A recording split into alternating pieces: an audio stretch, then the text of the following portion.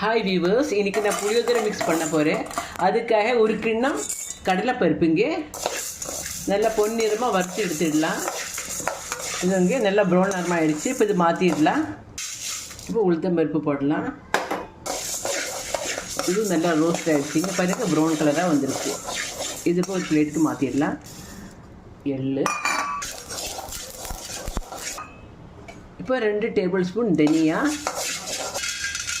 1 teaspoon மிளகு, 1 teaspoon ஜீரகம்ங்க, வெந்தயம் 2 table spoon. இப்போ கடாயில் கொஞ்சம் நல்லெண்ணெய் விட்டுருக்குங்க. அதில் வந்து கருவேப்பிலை நல்லா ரோஸ்ட் பண்ணி எடுத்துடலாம். இது வந்து காஷ்மீரி சில்லிங்க. கலருக்காக இது மாதிரி போட்டால் ரொம்ப நல்லா இருக்குங்க பார்க்குறதுக்கு.